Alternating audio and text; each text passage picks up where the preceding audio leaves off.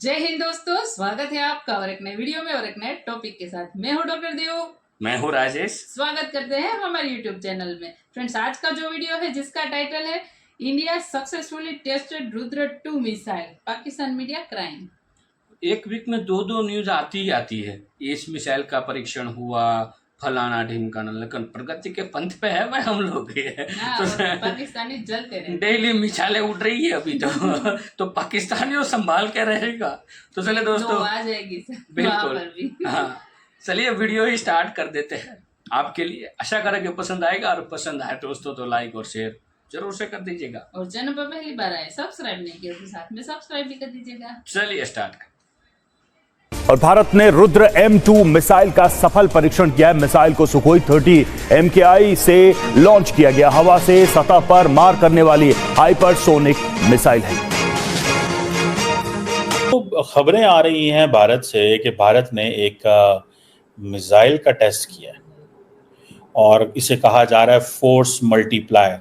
ये जो test fire किया है इसका नाम है रुद्र M2, जो कि एयर टू सरफेस मिसाइल है।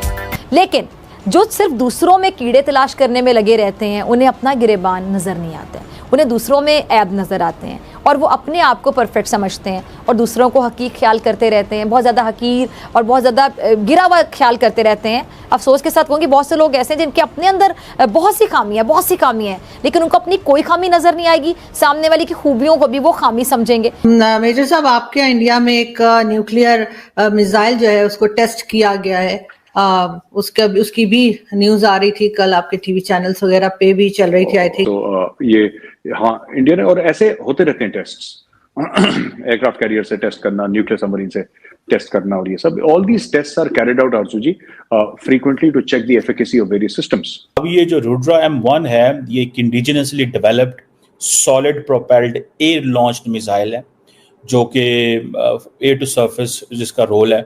और ये कहते हैं जी कि हम एनिमी मींस पाकिस्तान या चाइना, टेक्निकली पाकिस्तान। ये केवल सलाहियत फिर अगेन 4 कंट्रियों में है, और जिनके पास दोनों वेरिएंट है, शायद 3 कंट्रियां हैं जिनके पास ये दोनों वेरिएंट है। कोई इसको ओपनली डिक्लेयर नहीं करता, पर जो जितना मैंने रिसर्च किया 3 कंट्रियों के पास है। तो ये एक बहुत बड़ा फेदर इन द कैप होगा मिसाइल टेक्नोलॉजी में। जो दूसरी चीज ये है, आप अगर टीटीपी के सामने लेट जाएं तो क्या सिग्नल जाता है?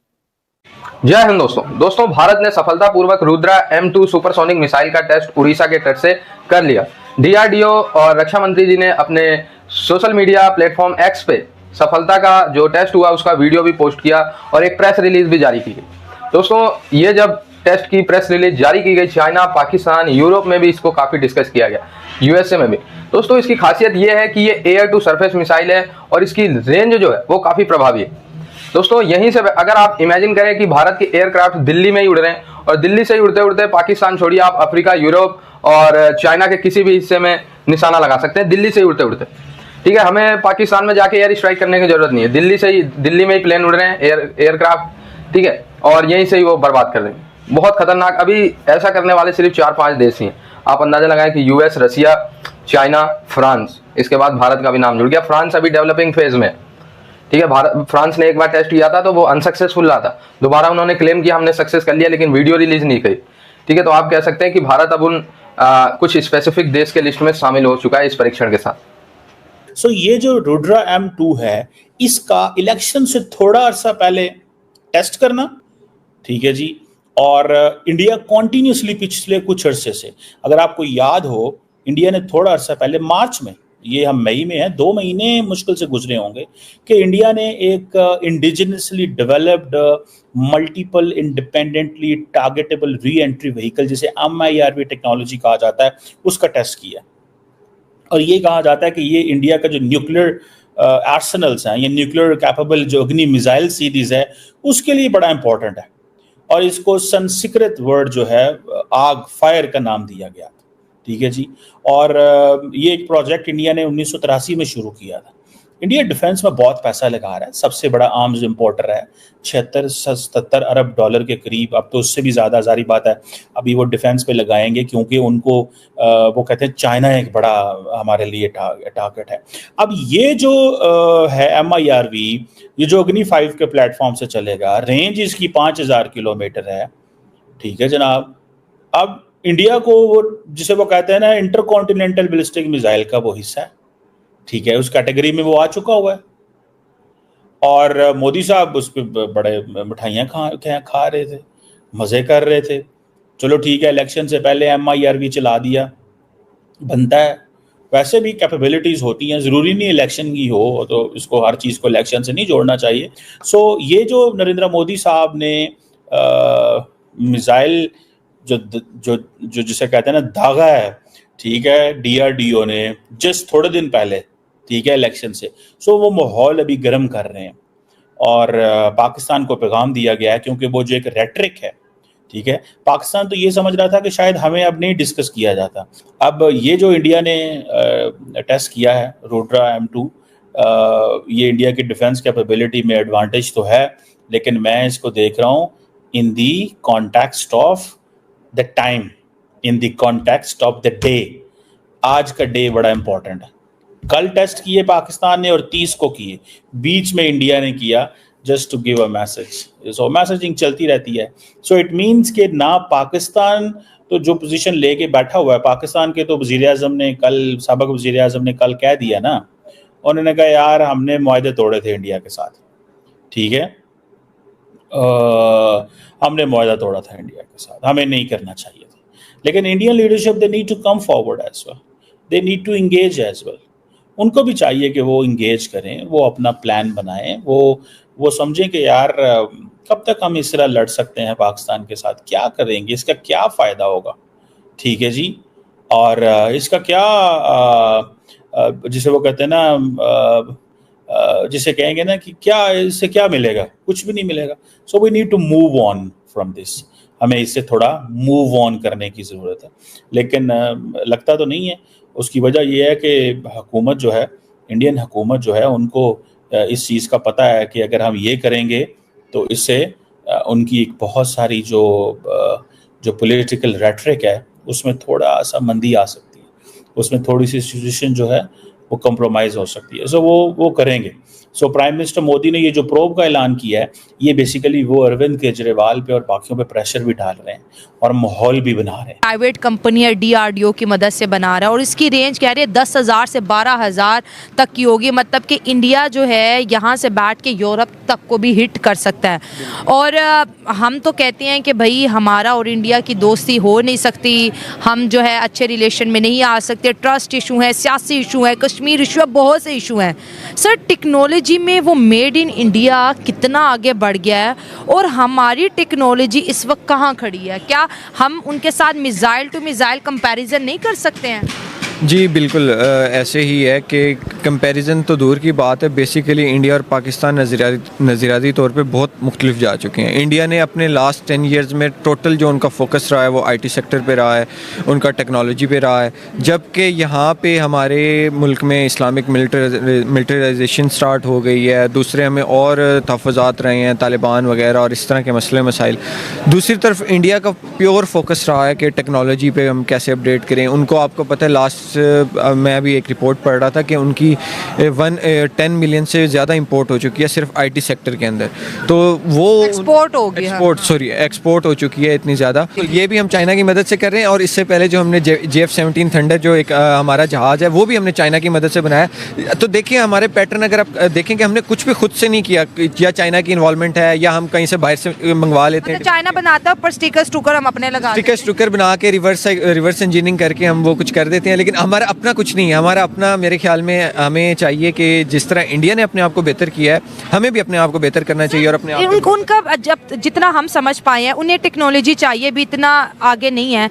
वो कंट्रीज को कहते हैं कि यहाँ पर आके प्लांट लगाएं, हमें ये टेक्नोलॉजी दें, हमें ये चीज़ सिखाएं, और हम कहते हैं भाई हम आपको डॉलर भेजेंगे, आप बस वहाँ से शिपमेंट करा दो। जी बिल्कुल, यही इसी वजह से तो हमारी इकोनॉमी कभी जाके स्टेबल नहीं हो सकी ना, क्योंकि हम हमेशा से चीज़ परचेज कर लेते हैं, लोकल डोमेस्टिक इंडस्ट्री को सपोर्ट ही नहीं करते। और और आप देख लें इकॉनमी हमारी जो इतनी डिप्रिशिएट हो रही है उसकी वजह यही है कि हमारी इंपोर्ट इतनी ज्यादा और एक्सपोर्ट है ही नहीं, क्योंकि हम पसंद करते हैं, खुद कुछ बनाना चाहते नहीं है, बाहर से चीजें मंगवा लेते हैं। डिफेंस का भी यही हाल है। खैर दोस्तों, अब डेली बेसिस पे, रेगुलर बेसिस पे DRDO ऐसे कुछ परीक्षण करती रहती है जिससे पाकिस्तान, चाइना और दुनिया में खौफ बना रहता है, और ये खौफ जरूरी है। और सबसे बड़ी जो बात है कि ये सब मेड इन इंडिया वेपन्स है। हम परीक्षण कर लें, इससे दुनिया के और जो देश हैं वो कहेंगे हाँ यार भारत के पास टेक्नोलॉजी तो है, तो भारत से वेपन खरीदना वर्थ इट है, क्योंकि ये अपने देश में खुद बनाते हैं, खुद टेस्ट करके वीडियो रिलीज भी जारी करते हैं, प्रेस रिलीज भी जारी करते हैं। पाकिस्तान इसलिए डर रहा है कि आप लोगों को पता है वैसे भी हम इनके घर में घुस घुस के स्ट्राइक कर चुके हैं, लेकिन अब तो इनके घर में घुसने की जरूरत ही नहीं है। ठीक है, एयरक्राफ्ट दिल्ली में उड़ रहे हैं और वहीं से बर्बाद आतंकवादी संगठन। ठीक है, हालांकि भारत इसका यूज नहीं करने वाला। मेन पर्पस तो इसका चाइना के खिलाफ है, क्योंकि चाइना के पास भी एक से एक आधुनिक टेक्नोलॉजी है।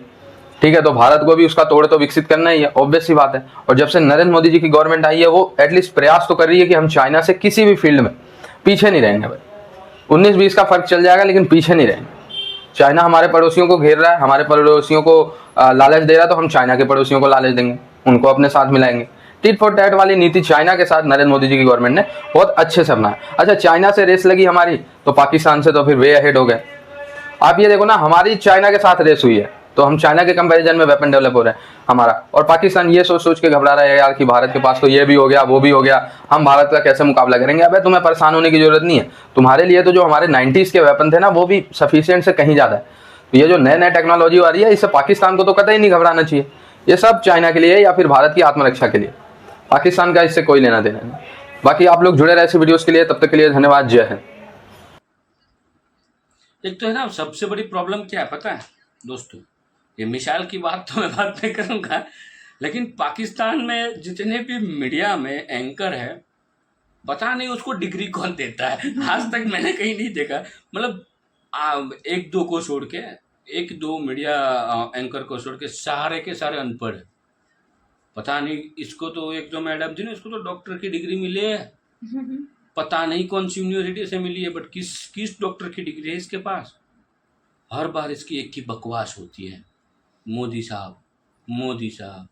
ये खाते भी है, हमारे यहाँ जब हम खाने बैठते हैं ना तब हम कुछ श्लोक बोलते हैं, भगवान का नाम लेते हैं, फिर सोते समय भगवान का नाम लेते हैं, उठते हैं तभी हम भगवान का नाम लेते हैं।